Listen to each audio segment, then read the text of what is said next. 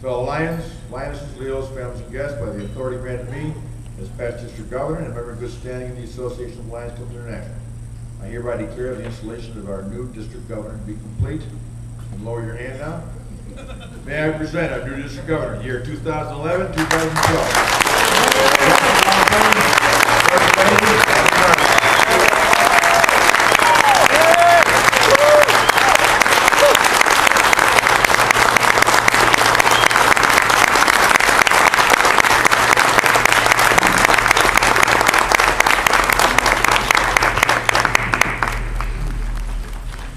Got the clock. It's running. Director O'Reilly, our international director guest, Roseanne Valate.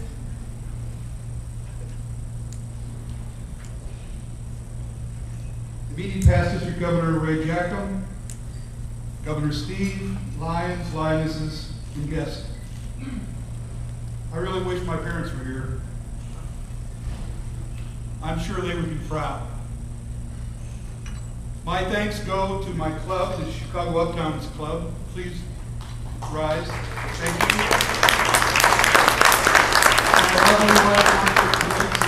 That's with a hard K.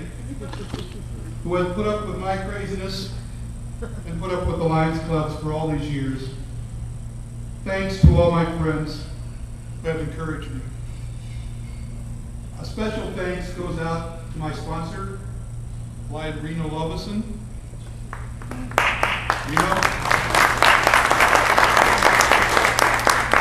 I'm humbled by this honor to tell you the truth, more than a little anxious about what lies ahead.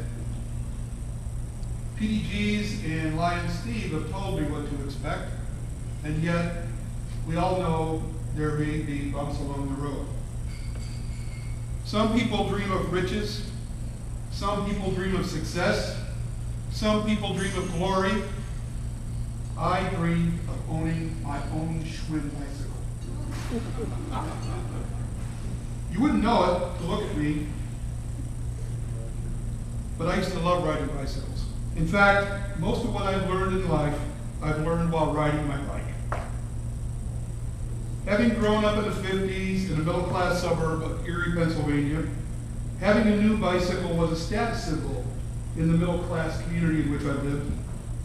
But it seemed it would never happen to me, because from time after time, I had hand-me-down clothes, hand-me-down toys, and hand-me-down bicycles, because I had an older brother.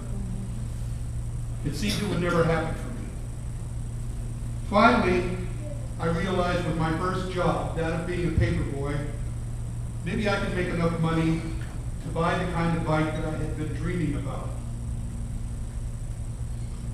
Initially, I rode my hand-me-down bike that had belonged to my brother. You know, the ones with the broad tires, the big handlebars? And I put my satchels across my shoulder and carried those 28 to 29 papers day after day, earning enough money to buy a bicycle. You wouldn't think it, but having to pedal a bicycle with loads of papers, especially the Sunday papers, was a difficult job for me. But I loved it. I met so many different people on my paper route. Mrs. White, a blind lady, she touched my heart. She instilled in me the can-do spirit that remains with me today. She may have been blind, but she was not disabled. She was college educated, interested in her community, and of all things, she enjoyed my company. Lions were helpful to her, the Erie Lions, and she expressed her gratitude to anyone who could see through her visual impairment. We would spend hours together, discussing current events, laughing with each other, telling stories. You know, it's from her that I learned that the visually impaired are not necessarily disabled. Do you get the picture now? This picture's been in my heart for years. And then there was Mrs. Berthold. She was an older lady who owned several empty lots next to her house, and it kind of reminded me of the Munster's house. Her house was in need of a paint job, and the weeds and the vacant land seemed to be overgrown all the time. As I rode by her house, I came up with a plan where I would give her a free paper every day because she couldn't afford papers. She respected that. In fact, this led to my cleaning up the vacant lots to put up a sandlot baseball diamond that we played on for years. You see, I learned that by doing something good for others could lead to bonuses for me and the community. She got the free paper, and us kids got the block to play on. I remember one time I took my shiny bike down the lakefront with friends, and I left at the top of the ridge rather than to ride down a steep hill to the water. As you might have guessed, by the time I did some swimming and came back, the bike was gone. My beautiful blue Schwinn bicycle, gone. Rather than fret, I organized a search party. I called it a posse. 6 or 7 of us drove around the community, and within 3 hours we found her. I hopped on the back of my friend's bike, and we boldly went from door to door, ringing the bells, asking everybody if they had seen the blue bike.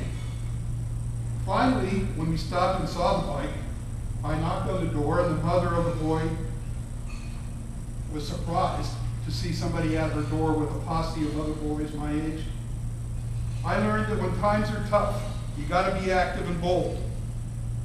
And you have to organize to get things done. My friends respected my can-do attitude, and it continues with me today. By the way, I never did lock up my bike. You see, everybody in the neighborhood knew who belonged to that bike. Now, what does all this bike stuff have to do with my being a good Lions leader? Maybe understanding the needs and desires of disabled people, and giving me the passion to lead and encourage others. You know, riding a bike can give you mobility. Riding a bike can give you confidence. And riding a bike can give you perspective. I have learned that people respect a person with a good heart and a can-do attitude. Thanks, Lions and friends. Let's see to it that this is another great year. And before I go, I want to ask the other Vice District Governors to please come up. That would be Austin and Dave. I have a little present for them. Sorry, Steve, it's taking a bit of time.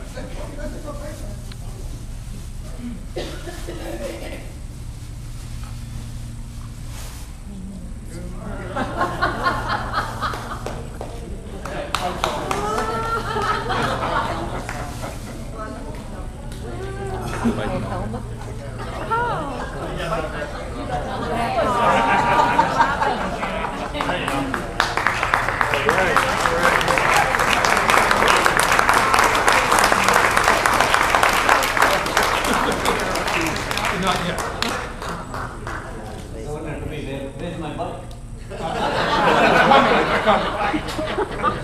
Thanks to my Lions and friends. Let's see to it that we have another great year. And let's see to it that Lions continues to roar. Thank you, Susie.